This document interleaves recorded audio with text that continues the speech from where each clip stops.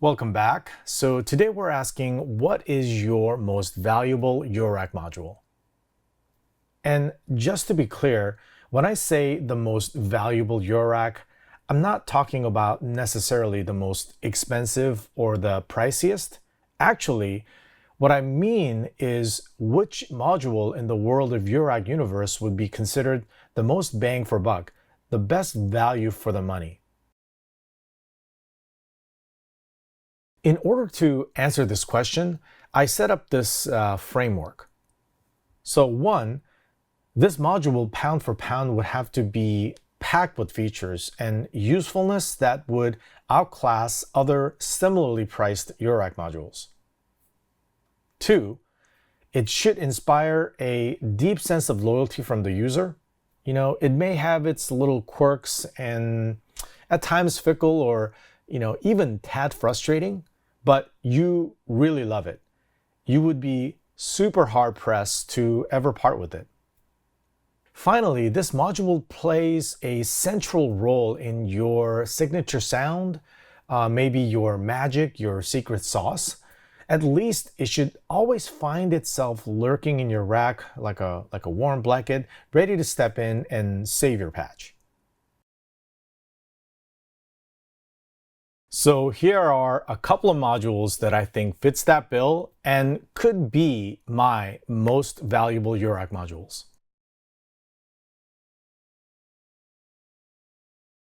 My understanding is that Ornament and Crime was developed by persons named Patrick Dowling and Tim Churches as an open source hardware software project.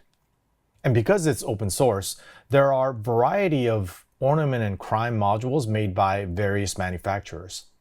You can even build these yourself as part of a DIY kit at a fraction of the retail cost. This particular one is fully assembled by a company called Plum Audio and is called the OCP, short for Ornament and Crime Plus, which comes with additional features not found in your standard Ornament and Crime module. Specifically, it's got a greater voltage range, which allows access to some additional firmwares not available to your standard Ornament and Crime hardware, if I understand that correctly.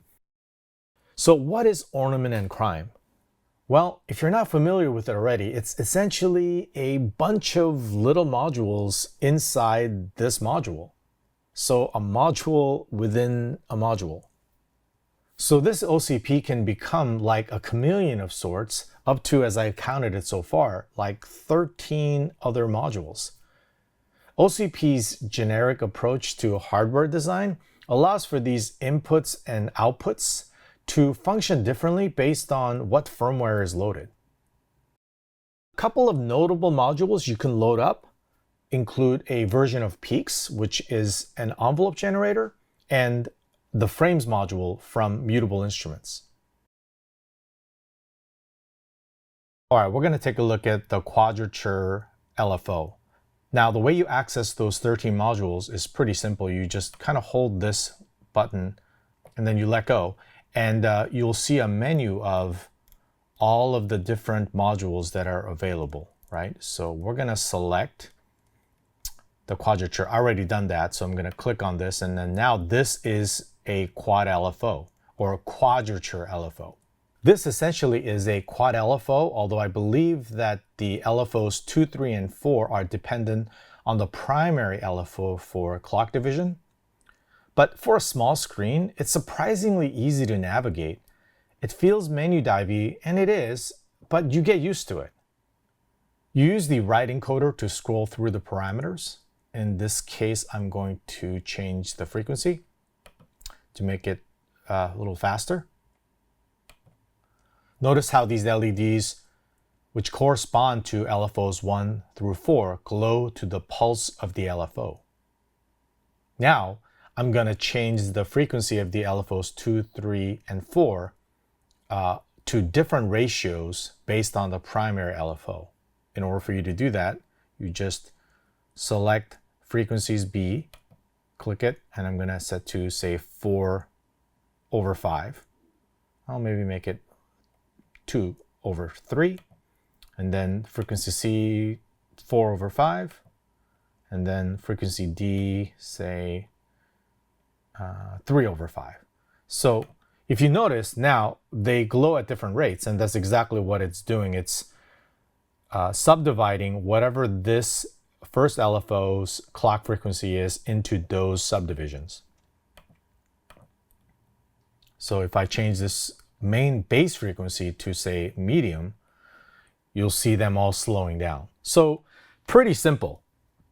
Surprisingly, this LFO can be super slow, up to, I think, 61 seconds. This could be super useful for generating really long evolving patches that are generative. Finally, if you let the module sit for a bit, it goes to this screensaver mode, and you can actually see the 4 LFO waveforms. It's subdivided into 4 quadrants, so that's pretty neat. So this is pretty incredible. For a module that's about $300 US, you get over a dozen modules. Talk about value. Now, there is a catch, and maybe some of you have already sensed it, but hold that thought. We'll discuss that a bit later. So if you thought Ornament and Crime was deep, wait till you see the Expert Sleeper's Disting Mark IV and its big sister Super Disting EX plus Alpha. The user manual for the Mark IV is 122 pages, and the EX plus Alpha is a whopping 143 pages long. One thing to note, the Super Disting's depth exceeds those of the IntelliGel palette cases, so I needed to put these M3 riser screws to make it fit, which for me is just fine, especially when you've got patch cables everywhere, but it's something to know. If you can tell, the Super Disting Alpha is like 2 of these guys kind of put into one, with an added benefit of an OLED screen. All right, let's take a look at the I/O first. They're labeled ZXYAB. Same thing here, ZXYAB. The Super Disting, it also has numbers labeled 1, 2, 3, 4, 5, 6. That makes sense because they are essentially variables, and they become different things based on which module or algorithms you select. Similar to the OCP, where the ins and the outs depend on the module you load up. I really like the LED rings on the I/O. They flash or they throb, and they light up in different colors based on what's going on, which is very useful. They also have a computer-based utility software that can help you manage and edit presets via this micro SD card found right there and there. So to start, the Mark IV has nearly 100 micro modules or algorithms inside this tiny 4 HP module. The Super Disting EX plus Alpha also has an impressive array of modules or algorithms. The algorithms on the Super Disting version looks a lot deeper and feature-rich than the smaller sister version. So here at the top level, you can choose the algorithm either in single mode, like this, and now you can select the various super modules that use both of these, and this Super Disting EX module essentially functions as a single module, or you can go up to the top and enter dual mode, and now these act as independent MK4 modules, but 2 of them sort of squeezed into one. Okay, so for this quick demo, I'm going to select the Dream Machine algorithm on the Super Disting EX, and I'm gonna pipe that sound into the Mark IV, and the Mark IV has its tape delay algorithm loaded, just so that you guys can get a sample of what they sound like. Okay, so I've got the module loaded, and you can see the various parameters in action here. And I'm gonna say you definitely need to have the manual handy. Despite its pretty well thought out layout, it's a tiny screen, so it can only show you so much. So in this particular case, Dream Machine, it's a very interesting drone generating algorithm. So In order for you to activate it, you gotta turn on the gate. So I believe that's the fundamental. And then this is the second layer. This is the third layer and fourth layer.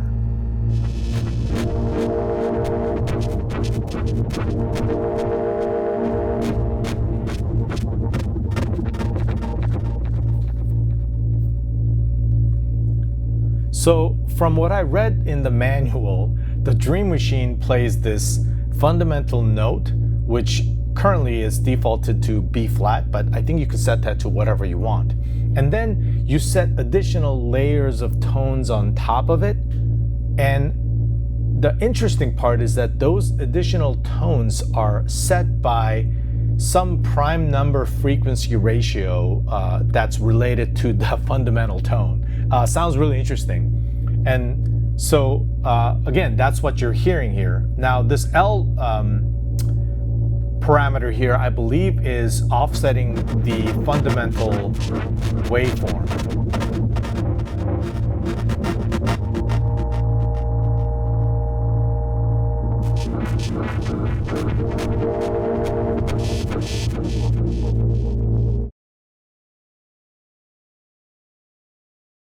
Okay, so what's the catch? Well, there are some obvious downsides to owning these type of modules that can effectively become any other modules.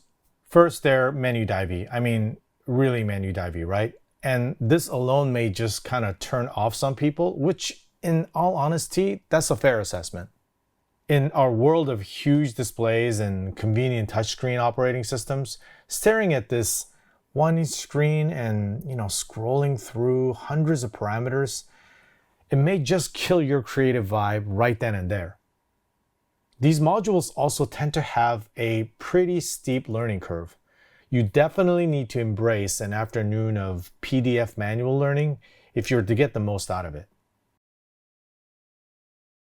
I'm also pretty sure that I couldn't recommend these modules for newcomers. Most people require some knowledge and experience, and most of all, you need lots of patience. Finally, I say these aren't the best modules for live performances.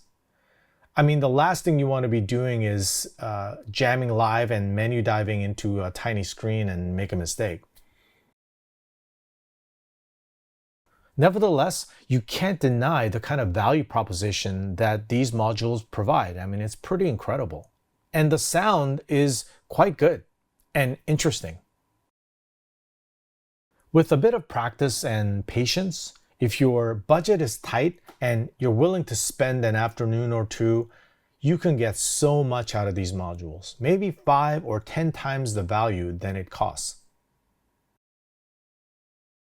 So those are some of my favorite, most valuable modules that I own, but what about you guys?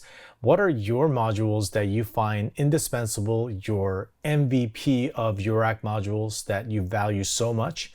I'd love to hear from you guys. Leave them in the comments below and we can discuss.